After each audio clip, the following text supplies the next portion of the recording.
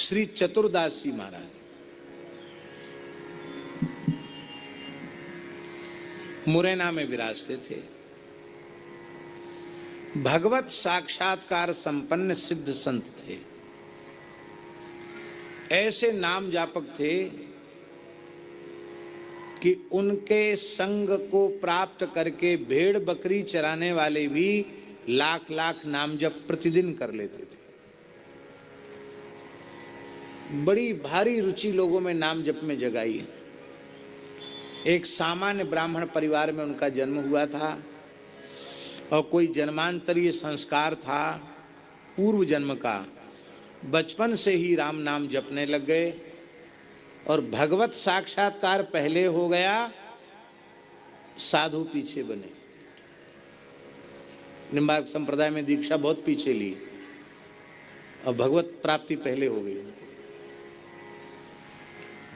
वो इतने अधिक नाम का अभ्यास उनको था बाबा कि जैसे मोर का कंठ चलता ना, ऐसे उनका कंठ हमेशा चलता रहता था। ये मोर का कंठ देखा चलता हुआ, ऐसे ऐसे होता है, ऐसे कंठ चलता था उनका। सोते में भी नाम चलता था उनका, हर क्षण नाम चलता था। तो एक महात्मा जी आए, बड़े विद्वान थे, वेदांत विषय के दर्शन शास्त्र के पंडित थे।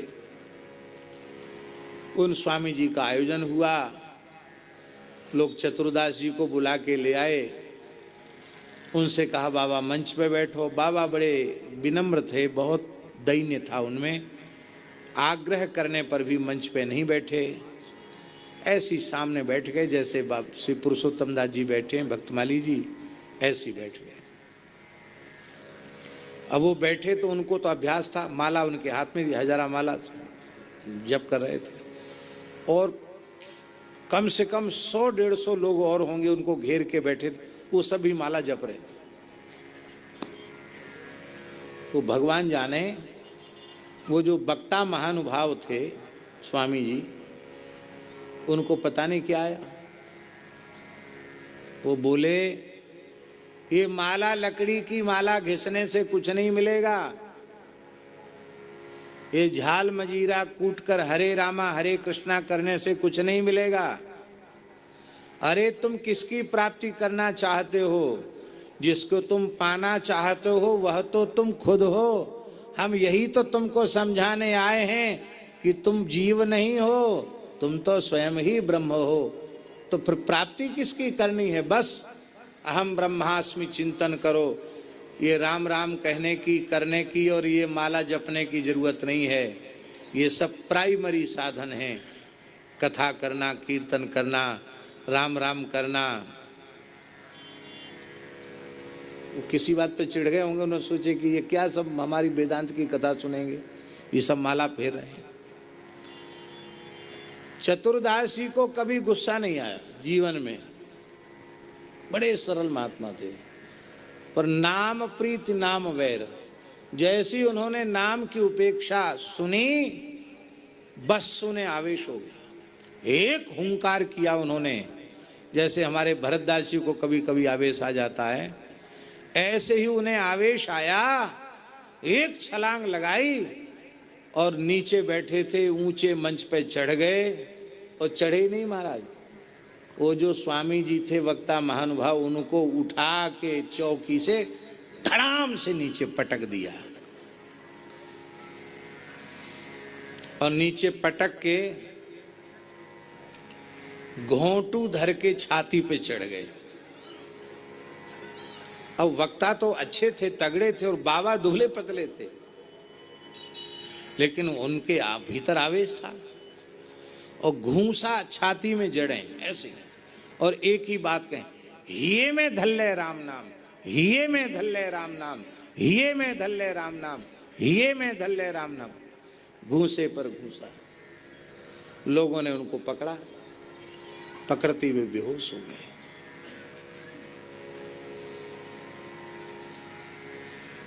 पर वस्तुतः एक नामनिष्ठ संत के स्पर्श से उन स्वामी जी को तत्वबोध हो। वे उठे और बोले अब जीवन पर्यंत केवल राम नाम जपना है, अब कथा प्रवचन बंद हो।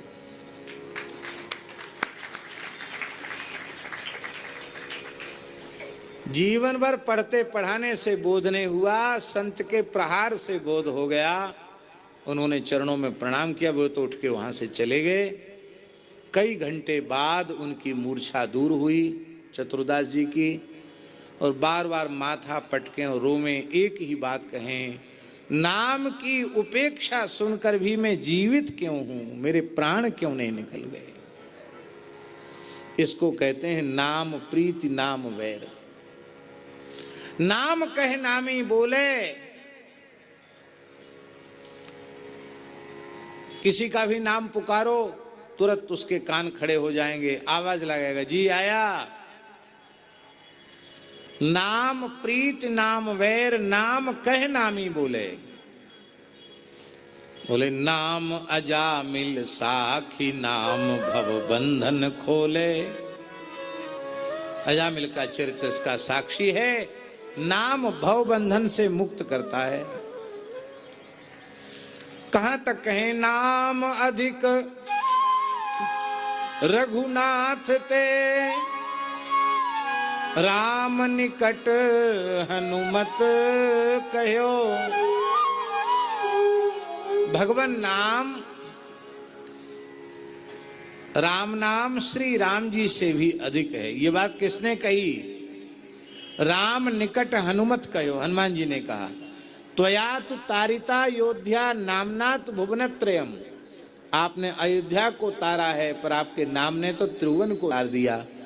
आपका नाम सर्वोपरि है, आपसे भी श्रेष्ठ आपका नाम है। यही है परम तत्व। पद्मनाभ जी सब कुछ त्याग कर अहर्निश राम नाम का जप करने लगे। एक बार गंगा स्नान के लिए वे गए तो उन्होंने देखा काशी का नगर सेठ गले में पत्थर बांध के गंगा जी में डूब कर मरना चाहता है। उन्होंने कहा भैया काहे को मर रहे हो? बोले हमारे शरीर में गलित कुष्ठ हो गया है, बहुत औषधि कराने से भी ठीक होता नहीं। पत्नी पुत्र आदि सबने हमारी उपेक्षा कर दी है, इस उपेक्षा से दुखित होकर मैं डूब मरना चाहता हूं। पद्मनाभ जी को दया आ गई। बोले तुम 3 बार राम नाम का उच्चारण करके गंगा जी में गोता लगाओ, ठीक हो जाओ। उसने कहा राम राम राम, और गोता लगाया, कंचन काया हो गया। आप जैसे लोग ताली बजा रहे हैं ना, वैसी वहां खूब भीड़ इकट्ठी थी, सब ताली बजाने लगे, सब जय जयकार करने लगे। नाम निष्ठ संत पद्मनाभ जी की जय। पर जब पद्मनाभ जी कबीरदास जी के निकट गए तो कबीर जी ने अपनी कुटिया के द्वार बंद कर लिए। बोले नामापराधी पद्मनाभ का मुख में नहीं देखना चाहता। नामापराध कैसे? बोले भवरोग की निवृत्ति नामाभास से हो जाती है। भवरोग की भी निवृत्ति जब नामाभास से हो जाती है, तो एक शरीर के सामान्य रोग के लिए महा महिमामय श्री राम नाम का तुमने 3 बार प्रयोग कर दिया। कितना बड़ा नाम अपराध है। आप रोने लगे। बोले आप प्रायश्चित बताओ। बोले अब मौन हो जाओ, किसी से कुछ बोलो मत, किसी की ओर देखो मत, केवल राम नाम जपो। जो आ गया।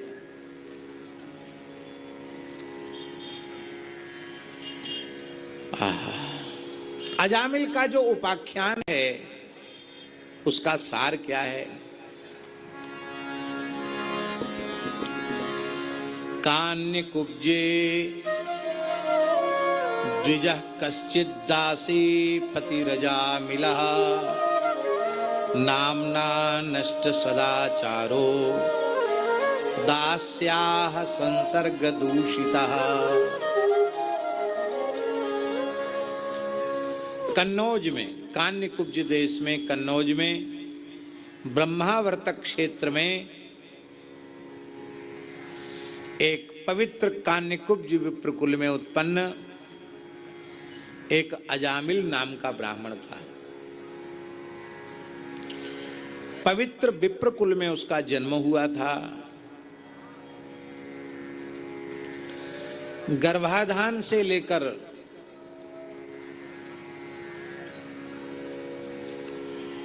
विवाह तक संपूर्ण संस्कार वैदिक पद्धति से संपन्न हुए थे।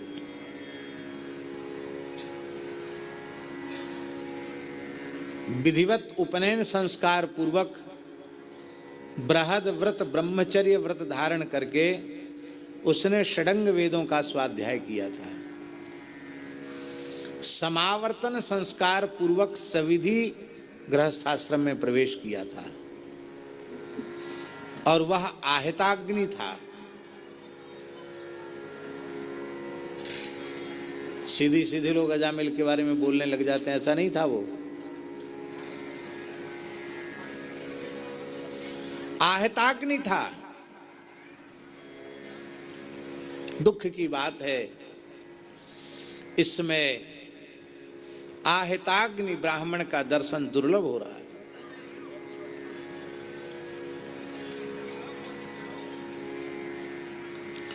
केवल ब्राह्मण ही नहीं, द्विजात यज्ञोपवीतधारी ब्राह्मण, क्षत्रिय और वैश्य, इन तीनों के लिए गृहस्थाश्रम में प्रवेश ही अग्निहोत्र की रक्षा के लिए। यदि गृहस्थाश्रम में प्रवेश करके अग्निहोत्र की सविधि दीक्षा नहीं ली, अग्निहोत्र माने ऐसे नहीं कि खाली कंडा में स्वाहा स्वाहा करने अग्निहोत्र, वो नहीं, वैदिक श्रौत विधि से अग्निहोत्र की दीक्षा लेना एक अलग प्रकरण है।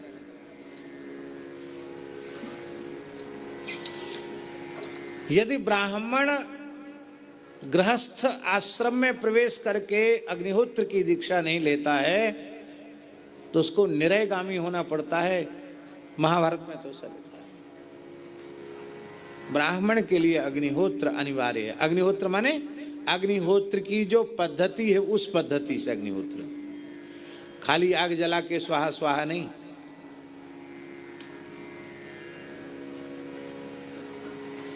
ये आहिताग्नि था।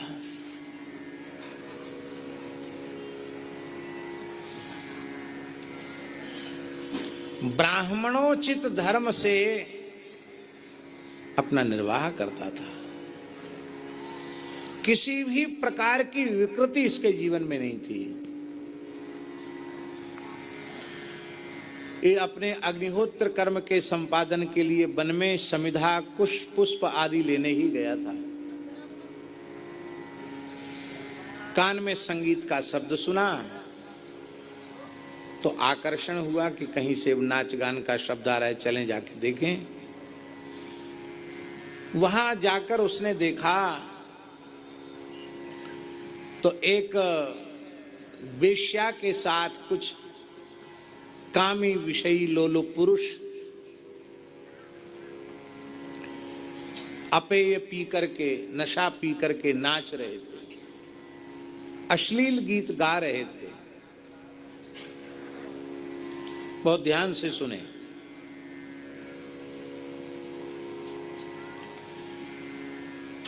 जब यह अजामिल वहां गया था और उसके देखने में आया कि यहां जो कुछ हो रहा है वो देखने सुनने के योग्य नहीं है, तो उसे तत्काल वहां से हट जाना चाहिए था।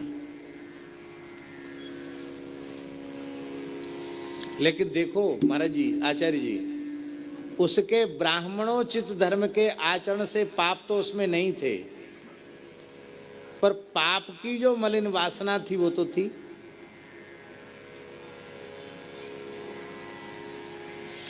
क्योंकि न तो पूर्ण ज्ञान का उदय हुआ था, न पूर्ण भक्ति उसमें थी, केवल कर्म का आश्रय था।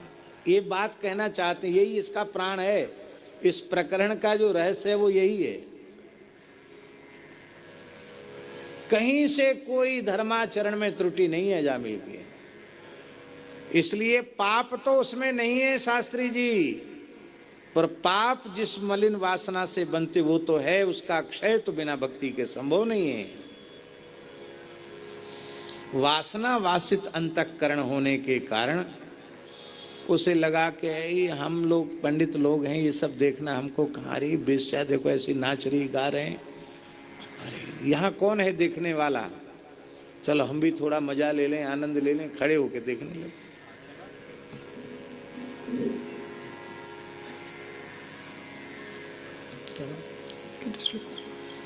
खड़े होके देखने लगे।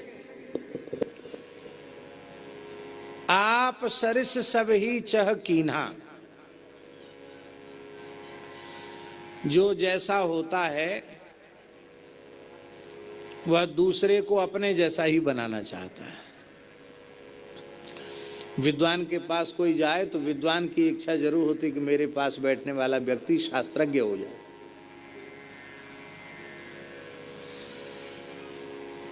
विरक्त महात्मा होते हैं, संत होते हैं, उनकी भी इच्छा होती है, अरे क्या जंजाल में फंसा, हमारे जैसा पकड़ हो जाए, खूब भजन में लग जाए। आप सरिस सब ही चहकीना, एक प्रवृत्ति है मनुष्य की, जो जैसा होता है वैसा ही उस दूसरे को बनाना चाहता है।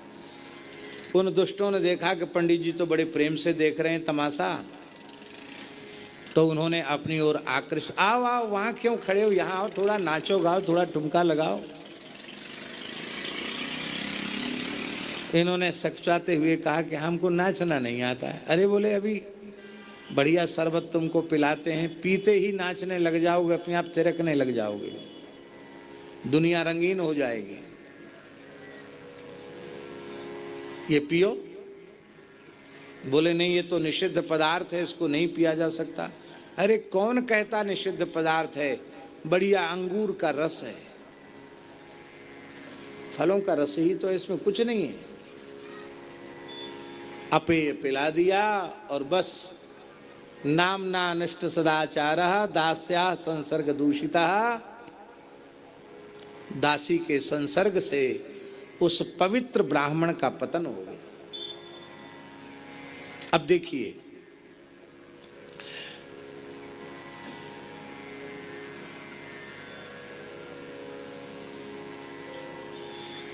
लोग कहते हैं सत्संग की महिमा, पर हम निवेदन कर रहे हैं कुसंग की महिमा। सत्संग की महिमा जितनी है उससे कम कुसंग की महिमा नहीं है। कुसंग की महिमा सत्संग के जैसी ही है। कैसे? बहुत ध्यान से सुने। जैसे अनंत काल का कुसंग, एक क्षण का सत्संग अनंत काल के कुसंग को नष्ट कर सकता है, ऐसे ही बहुत दीर्घ काल तक किए गए सत्संग को भी एक क्षण का कुसंग नष्ट कर सकता है। हमने अपने पूज्य गुरुदेव भक्तमाली जी से पूछा, एक बार महाराज जी से पूछा, महाराज जी आपके मत में सत्संग की परिभाषा क्या है? महाराज जी का वाक्य लिखने योग्य है। महाराज जी ने कहा, पंडित जी मैं कुसंग के त्याग को ही सत्संग मानता हूं।